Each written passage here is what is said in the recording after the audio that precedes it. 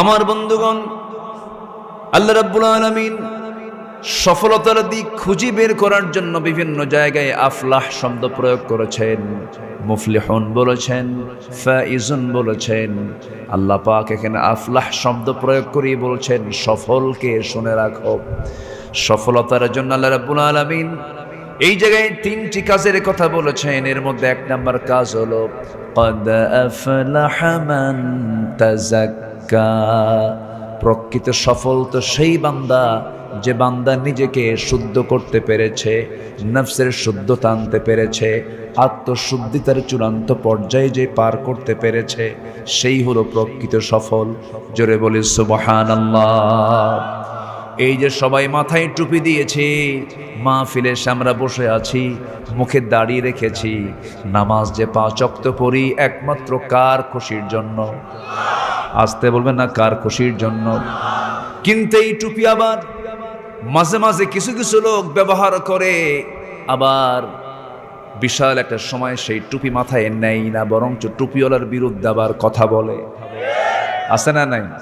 আবার উল্টা আবার তারা আমাদেরকে বলে এরা হচ্ছে ধর্ম ব্যবসায়ী। বলে কিনা বলেন? বলে। মাথায় টুপি আমরা কি একদিন দেই না প্রতিদিন দেই? কিন্তু আমার দেশের কিছু মুসলিম নামধারী কিছু লোক আছে যারা বিশেষ সময়ে তারা টুপি পড়ে, যেরকম যখন নির্বাচন সামনে চলে আসে। আছে না নাই? নির্বাচন চলে এলো, মাথায় টুপি এলো, হরেক রকমের টুপি। আবার খদ্দরের পাঞ্জাবি, সাদা পায়জামা, মুখে দাড়ি, সূরতে জিব্রাইল, সিরাতে শয়তান। আছে না নাই? একজন দরবেশ এখন জেলখানায় আছে, দেখেন না? একজন দরবেশ কিন্তু এখন জেলখানায় আছে। মাথা থেকে পা পর্যন্ত, চুল থেকে জুতা পর্যন্ত সব সাদা, মনে হয় আসমান থেকে জিব্রাইল চলে আসছে। কিন্তু ওর দাড়ি যে ইখলাসের সাথে সে রাখে নাই, তার প্রমাণ উনি নিজেই দেখিয়ে দিয়েছেন। ওনার টুপি, ওনার দাড়ি, ওনার পোশাক যে আল্লাহর জন্য, নবীর জন্য হয়নি, তার প্রমাণ হলো নিজেকে বাঁচানোর জন্য মাথার চুল, সাদা চুলকে কালো বানিয়েছে, দাড়িকে কেটেছে, গেঞ্জি পড়েছে, লুঙ্গি একখান পইরা ভুল করে আবার নৌকায় চড়ছে। আবার কিসে চড়ছে? নৌকায় চড়েছে। সম্মানিত ভাইয়েরা, এই মিঠাপুকুর শহীদের রক্ত রঞ্জিত ময়দান। এই মিঠাপুকুরের মানুষ আলেমদের জন্য রক্ত ঝরেছে। একদিনে 13 জন শহীদ হয়েছে। ইসলামী আন্দোলনের কর্মীদের হত্যা করাকে তারা আইন করেছিল, এমন ভাবে নির্মম পৈশাচিক কায়দায় এক সময় তারা হত্যা করেছিল। যারা হত্যা করেছিল আজকে তারা কোথায়? কি আজকে তারা কোথায়? অতএব ক্ষমতার অহংকার দেখানো যাবে না। অহংকার একমাত্র দেখাবেন কে? আসতে বলে, অহংকার দেখাবেন কে? অহংকার কার? যে হৃদয়ে অহংকার থাকে সেই হৃদয় কি ভালো হৃদয়, সুস্থ হৃদয় না রুগী? বলেন তো কি? বলেন তো। রুগী। অহংকার, হিংসা, গীবত এগুলো যার মধ্যে লালন হবে সে হচ্ছে ইমানের রুগী। ইমান ধ্বংসের রোগ তার মধ্যে ঢুকেছে, ইমানের রোগ তার মধ্যে চলে আসছে। সম্মানিত ভাইয়েরা, আমার আজকে আলোচনার সাবজেক্ট হচ্ছে আত্মশুদ্ধিতার উপায়টা কি। আমাদের নফস যদি শুদ্ধ হয়ে যায়, আমরা নিজেকে যদি শুদ্ধ করতে পারি, তাহলেই আমি আপনি জান্নাত পাবো। নচেত আমার নামাজ শেষ, আমার ইকামতে দ্বীনের কাজ শেষ, আমার দান সদকা সব শেষ। একটা হাদিস আমাকে খুব কাঁদায়। কোন হাদিসটা আমাকে কাঁদায়? আমার রাসূল বলেছেন, হাসরের ময়দানে অনেক শহীদ শাহাদতের নজরানা দুনিয়াতে পেশ করার পরেও তারা তাদের শাহাদতকে সেদিন ক্যান্সেল দেখতে পাবে। আল্লাহর সামনে দাঁড়িয়ে বলবে, আল্লাহ, তোমার জমিনে তোমার দিন কায়েমের জন্য রক্ত ঝরে শহীদ হয়েছি। আল্লাহ বলবেন, না না, তুমি যুদ্ধে শামিল হয়েছিলে, তোমাকে মানুষ মুজাহিদ বলবে। বাহবা বলবে, মানুষের মুখ থেকে বাহবা নেওয়ার জন্য তুমি যুদ্ধ করতে এসে মারা গেছো, তুমি শহীদ হও নাই, আজকে তোমাকে জাহান্নাম যেতে হবে। অনেক বড় বড় দানবীর ধরা খেয়ে যাবে। ও আল্লাহ, আমি তোমার খুশির জন্য তোমার পথে দান করেছি। না না, আমার খুশির জন্য দান করো নাই, তোমাকে দানবীর বলবে। মানুষ তোমাকে দানবীর বলে বাহবা দেবে, এই জন্য তুমি মানুষের খুশির জন্য এমনটা দান করেছো, তোমাকে আজকে জাহান্নাম যেতে হবে। বহু আলেম হাফেজ, বহু জ্ঞানী গুণী মানুষ সেদিন ধরা খেয়ে যাবে, বলবে আল্লাহ তোমার দিন শিখেছি তোমাকে চেনার জন্য, আমল করার জন্য। সেদিন আল্লাহ বলবেন না না, মানুষ তোমাকে বড় আলেম বলবে, বড় হাফেজ বলবে, কারি বলবে। মানুষের বাহবা নেবার জন্য তুমি বড় আলেম হয়েছ, আমার খুশির জন্য হও নাই। যাও তুমি আজকে জাহান্নামে চলে যাও। আমার বন্ধুগণ, জি নফসের শুদ্ধতার অভাবে বহু শহীদ আলেম দানবের সেদিন ধরা খেয়ে যাবে।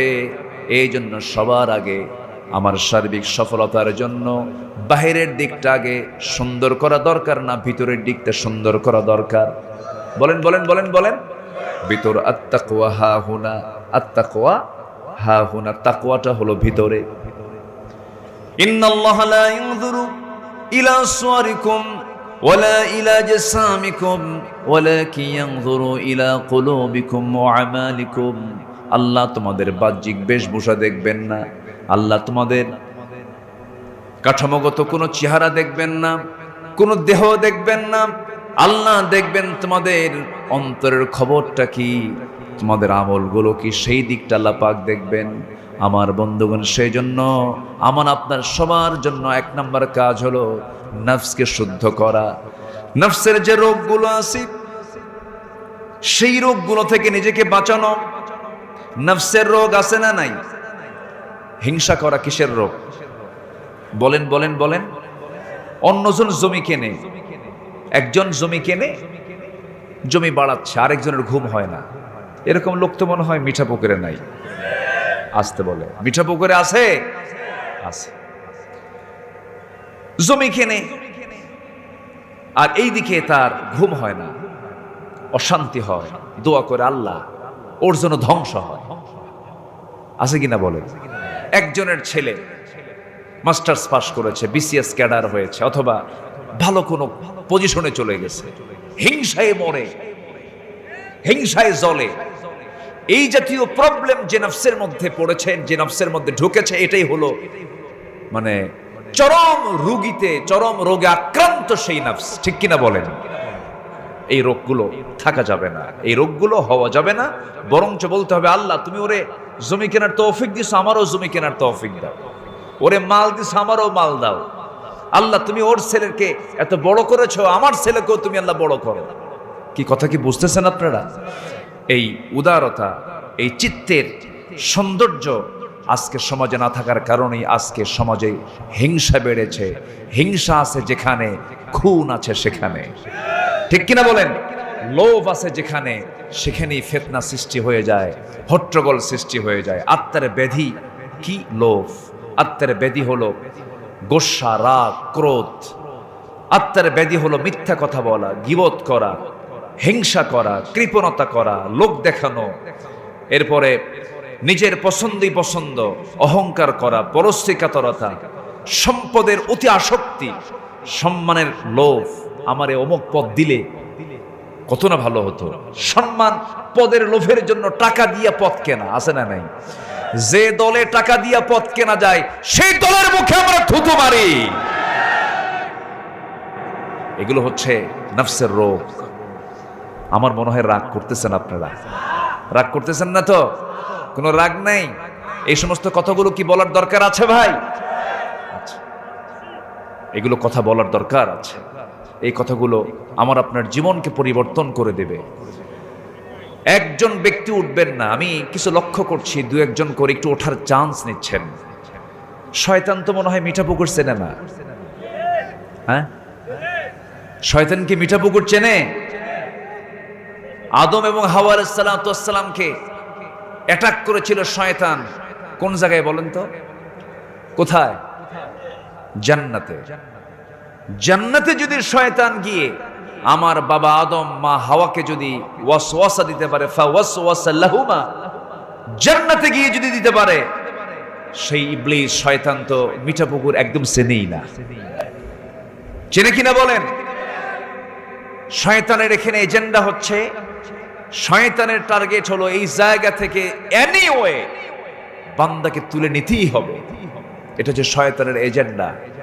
আমরা কেউ উঠবো না, আমরা শেষ অবধি আমরা মনোযোগ সহকারে শুনে দোয়ার মধ্য দিয়ে আমরা এখান থেকে বিদায় নেব। আর কোনো বাধা নাই। বাধা দেওয়ার যিনি ছিলেন তিনি এখন দিল্লি গিয়ে বসে আছেন, ঠিক কিনা? দিল্লি থেকে যদি ফেরত আসতেই চান, গোটা পৃথিবীতে পাচার করা টাকা দেশে ফেরত দিয়ে এরপরে দেশে আসুন। বাতিলদের মোকাবেলা করতে রাজি আছেন কারা কারা? হাত উঁচু করে দেখান মুসলমান।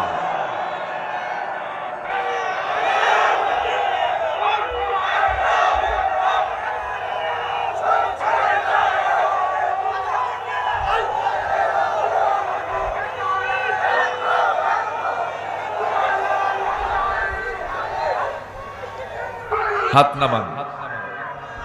সম্মানিত ভাইয়েরা, আবু সাইদের বাড়ি কোন জেলা? বলেন কোন জেলা? এই পীরগঞ্জের জাফরপাড়ায় আবু সাইদের জন্ম। আবু সাইদ মুগ্ধ, শেষ হয়নি এখনো যুদ্ধ, ঠিক কিনা? একটা মানুষের জীবনের দাম পৃথিবীর কোনো মানুষ দিতে পারবে? দিতে পারবে? পারবে না। সম্মানিত ভাইয়েরা, সম্মানিত বন্ধুগণ, সম্মানিত ভাই সব, অন্তরকে পরিশুদ্ধ করতে হবে সবার আগে, তাছাড়া ধরা খেয়ে যাবেন, একদম ধরা খেয়ে যাবেন। কার আদালতে? আল্লাহর আদালতে। অহংকার করা যাবে না। অহংকার করে বলেছিল দিল্লি আমাকে বাঁচাবে, রাশা বাঁচাবে, মেয়েরিকে বাঁচাবে, কেউ বাঁচায় নেই। বাঁচানোর একমাত্র ক্ষমতা কার? আসতে বলবেন না কার? সে আল্লাহ আছেন না নাই? আমাকে চালান কে? আমাকে দেখেন কে? আমাকে খাওয়ান কে? আমাকে শোনেন কে? আমার কান্না বুঝেন কে? আমার মন বুঝেন কে? আমার চোখ চালান কে? আমার কান চালান কে? আমার নাক চালান কে? আমার রক্ত চালান কে? আমার হাত পা সব কিছু কে চালান? এই বডিটার নিয়ন্ত্রক একমাত্র কে? আল্লাহ পাক। আমাদের একটু লিজ দিয়েছেন, একটু ছেড়ে দিয়েছেন। চোখ দিয়ে দেখবি, কিন্তু ভালো কিছু দেখ, খারাপ কিছু দেখা যাবে না। নফসকে কন্ট্রোল করো। সবার আগে আজকে আমার সাবজেক্ট হচ্ছে আত্মশুদ্ধিতা, নিজের নফসের শুদ্ধতা। ঘুরে ফিরে আমি এই লাইনেই চলে আসব। সম্মানিত ভাইরা, এই চোখ মূল্যবান, মনে একটু কম মূল্যবান নাকি? হ্যাঁ বলেন তো। তার চাইতে কান মনে হয় আরো কম দাম। কানের দাম আছে না নাই? কান না থাকলে শোনা যেত, চোখ না থাকলে দেখা যেত। আচ্ছা, এরপরে নাকের দাম তো নাই মনে হয়। নাক যদি না থাকতো তাহলে সব তো কচু হতো। কি হতো? কোনো কিছুর গন্ধ পেতেন না, সব তো কচু মনে করে খেতেন। জিহবার দরকার মনে হয় নাই। আচ্ছা, তাহলে এই মূল্যবান জিনিসগুলো সব কার দেওয়া? আসতে বলো না কার দেওয়া? সব আল্লাহর দেওয়া জিনিস দিয়ে সে দেখে, শোনে, খায়, ভোগ করে আর প্রশংসা করে। নেতা আছে না নাই? আমার প্রশংসার দায়িত্ব কার? প্রশংসা করা। আর প্রশংসা করে কার? নেতা। আমি স্মরণ করছি হাজার বছরের শ্রেষ্ঠ কুতকুতানি সুলকানি খাউজানি না, আমার প্রশংসা করতে হবে সবার আগে কার? আসতে বলবেন না কার? আল্লাহ। এই চোখ আল্লাহ রাব্বুল আলামিন আমাকে বানিয়ে দিয়েছেন, এবং এই চোখটাকে হেফাজত করার জন্য, ঠিক রাখার জন্য মলমের ব্যবস্থাও করেছেন। আবার কান দিয়েছেন, এই কানের মধ্যে যেন কোনো পোকামাকড় না ঢুকতে পারে। কানের মধ্যে কিছু তিক্ত জিনিস দিয়েছেন। তিক্ততা কানের মধ্যে যেটা থাকে, ময়লা, এটাকে এলাকায় কি বলে?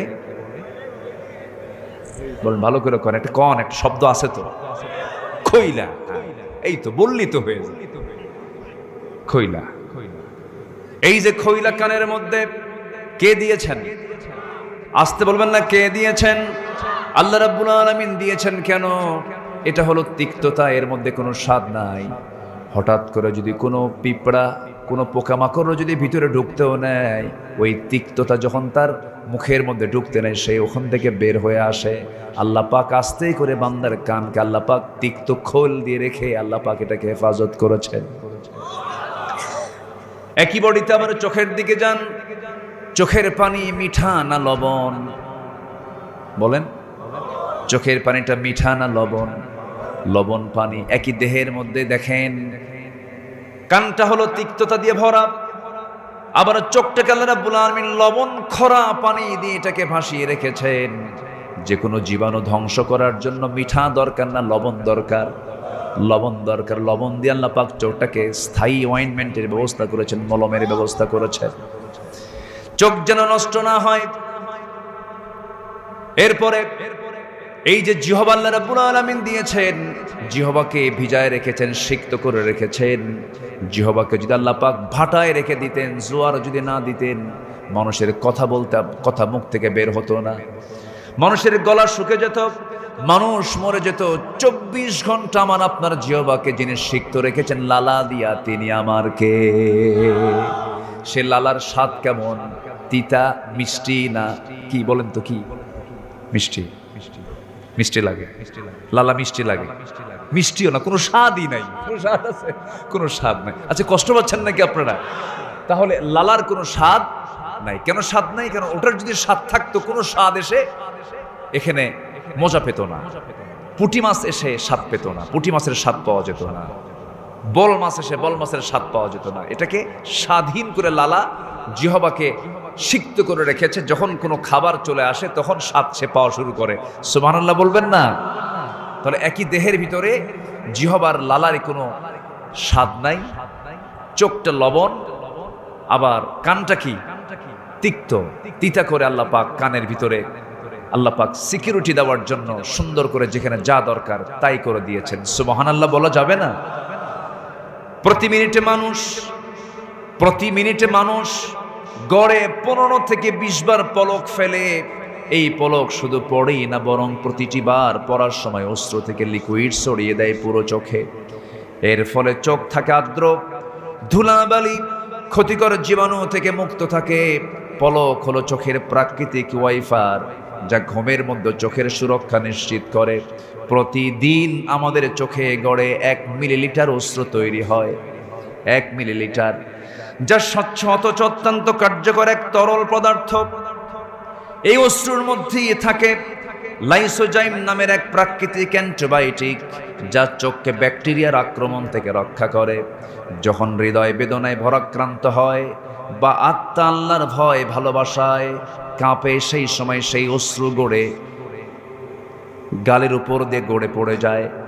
এই অশ্রু আবার চোখের বাইরের অংশে পুষ্টি, অক্সিজেন সরবরাহ করে। কারণ কর্নিয়াতে রক্তনালী থাকে না, তাই চোখের জল চোখকে রক্ষা করে শুকিয়ে যাওয়া, ক্ষয়, ব্যাকটেরিয়ার সংক্রমণ থেকে।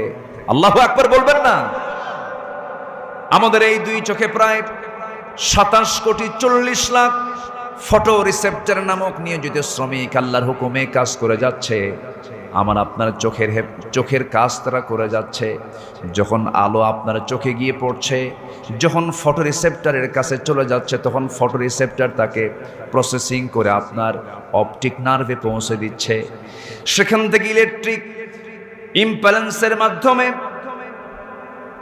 সেটা আমাদের ব্রেইনের অক্সিপিটাল ল্যাবে চলে যাচ্ছে। ফলে আমরা দেখতে পাচ্ছি, এই যে অপটিক নার্ভের কথা শুনলাম, আমরা শুধুমাত্র এখানেই 7 লক্ষ থেকে 70 লক্ষ তারের মতো ফাইবার রেখেছেন আল্লাহ রাব্বুল আলামিন এই চোখের ভিতরে। জোরে কোন সুবহানাল্লাহ। আমার বন্ধুগণ, এত দামি একটা জিনিস, এই চোখ প্রায় 1 কোটি ভিন্ন ভিন্ন রং সে দেখতে পারে। এমনও রং পৃথিবীতে আছে যে রং আমাদের চোখে এখনো পড়েই নাই। যেরকম সুবহানাল্লাহ। আল্লাহ বান্দাকে সুন্দর করে 1500 বছর আগে বলছেন, বান্দা আমাকে চেনার জন্য আমি তোমাকে টানা টানা 2টা চক্ষু দিলাম, সুন্দর 2টা চোখ দিয়েছি। কে বলছেন বলেন? পৃথিবীর কেউ কে আমাকে দিয়েছে নাকি? এত সুন্দর চক্ষু দিলাম, জিহ্বা দিয়েছি, 2টা ঠোঁট দিয়েছি, কত সুন্দর স্বাদ করে দিয়েছি। কানের মধ্যে শ্রবণ কোষ 1 লক্ষ 2 লক্ষ শ্রবণ কোষ দিয়েছি। জিহ্বার ভিতরে 3000-এরও বেশি স্বাদ করে দিয়েছি, কোন খাবার তুমি নিবা? সমস্ত খাবারের স্বাদের বিভিন্ন ভিন্নতা আমি তোমার জিহ্বার মধ্যে দিয়েছি। অতএব যখন শুরু করবে বলবে বিসমিল্লাহ, শেষ হবে বলবে আরো জোরে, আরো জোরে আলহামদুলিল্লাহ। আমার বন্ধুগণ, আল্লাহ শুধু সৃষ্টি করেই ক্ষান্ত হন নাই, এটাকে টিকসই করে রেখে দিয়েছেন। আমার বন্ধুগণ, আমার আপনার শরীরের ভিতরে যত অঙ্গ প্রত্যঙ্গ আছে, প্রত্যেকটা অঙ্গ প্রত্যঙ্গের গুরুত্ব আছে না নাই? আজকে সকালবেলা আমার এক বন্ধু 2009 সালে একসঙ্গে, আতিক তার নাম, গ্যান্ডারিয়া তার বাড়ি, একসঙ্গে হজ করেছে। 2009 সালে ফার্স্ট হজ করেছি। হঠাৎ করে বন্ধু আমাকে ফোন দিয়ে সালাম দিয়ে বলছে, বন্ধু কেমন আছো তুমি? ভালো আলহামদুলিল্লাহ। আমি বলতেছি, ভাই তুমি কেমন আছো? বলতেছে, প্রতি সপ্তাহে 3টা বার 2টা কিডনি আমার ডায়ালিসিস করা লাগে। সপ্তাহে কয়বার? 3 বার। ডায়ালিসিসের যন্ত্রণা যে কত ভয়ঙ্কর।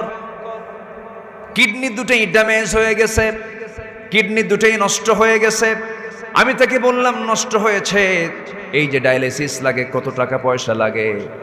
বলতেছে, বন্ধু আমার লক্ষ লক্ষ টাকা মাসে মাসে আমার চলে যাচ্ছে, তবুও তুমি বাঁচতে পারি না, সুস্থ নই, এটা খাওয়া যাবে না, ওটা খাওয়া যাবে না, পানি খেতে হবে এত ছটাক, পানি খেতে হবে এতটুকু, এইরকম করে পরিমাণ দিয়ে দিয়েছে। পানিও ঠিক মতো খেতে পারি না, খাবারও ঠিক মতো খেতে পারি না। সেই ডায়ালিসিস করার জন্য যে ডায়ালিসিস মেশিন বিজ্ঞান আবিষ্কার করেছে, তার ওজন হলো 100 কেজি। আর আমার আপনার শরীরের রক্তের ডায়ালিসিস করার জন্য যে কিডনি দিয়েছেন, তার ওজন মাত্র 200 গ্রাম। সুবহানাল্লাহ বলবেন না?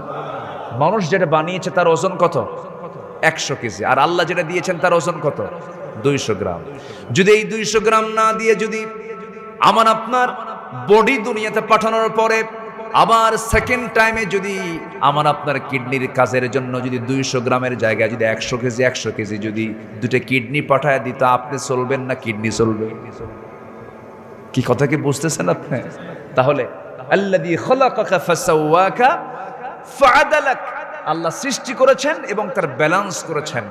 200 গ্রামের মধ্যে 100 গ্রাম মেশিন ডায়ালিসিসের সমস্ত ক্ষমতা ওই 200 গ্রাম কিডনির মধ্যে দিয়ে দিয়েছেন। জোরে বলে সুবহানাল্লাহ, আল্লাহু আকবার। আমার বন্ধুগণ, সর্বোচ্চ 200 গ্রাম ওজন, মেডিকেল সায়েন্সের দেওয়া তথ্য অনুযায়ী প্রায় 150 লিটার ব্লাড এই যন্ত্র ডেইলি ফিল্টার করে। কত টাকা দিতে হয় এদের জন্য আমাদের? 1 টাকাও না। একটা ডায়ালিসিস মেশিনের ওয়েট হলো 100 কেজি। এই ডায়ালিসিস করার জন্য হাজার হাজার টাকা খরচ হয়ে যায়। এই 3.5 হাত বডিতে আল্লাহ রাব্বুল আলামিন আমার আপনার জন্য একটা কিডনি দিলেও হতো, 2টা দিয়েছেন। হঠাৎ করে একটা কিডনি যদি নষ্ট হয়ে যায়, আর একটা কিডনি নিয়ে যেন বান্দা জীবন বাঁচতে পারে। যেরকম সুবহানাল্লাহ। এরপরও বান্দাকে আল্লাহ আমার দিল কি? আছে না নাই? আছে না নাই? এক ক্যান্সার আক্রান্ত রোগীকে বলা হলো, বলো তো তোমার আল্লাহ সম্পর্কে তোমার ধারণা কি? তোমাকে যে ক্যান্সার দেওয়া হয়েছে, তুমি আল্লাহকে নিয়ে কি বলতে চাও? বলতেছে, আমার আল্লাহকে নিয়ে আমার কোনো অভিযোগ নাই, তবে হ্যাঁ, যদি কোনো মানুষ, যদি কোনো ব্যক্তি যদি সুস্থ থাকে, নিরোগ থাকে, ওই ব্যক্তির উচিত আল্লাহর কাছে কোনো অভিযোগ না দেওয়া। সুবহানাল্লাহ বলবেন না? তার আর আল্লাহর কাছে কোনো অভিযোগ থাকার কথা নয়। ভাইরে, এই জীবনটা আমরা পেয়েছি কয়বার? বলেন কয়বার পেয়েছি? একবার। এটাকে আমরা কাজে লাগাবো, নষ্ট করব না। জোরে বলি ইনশাআল্লাহ। এই চোখ আল্লাহ পাক দিয়েছেন পরনারীকে দেখার জন্য? আসতে বলবেন না। পরনারীকে দেখার জন্য না, হারাম কিছু দেখার জন্য না। এই চোখ আমার হেফাজত করতে হবে।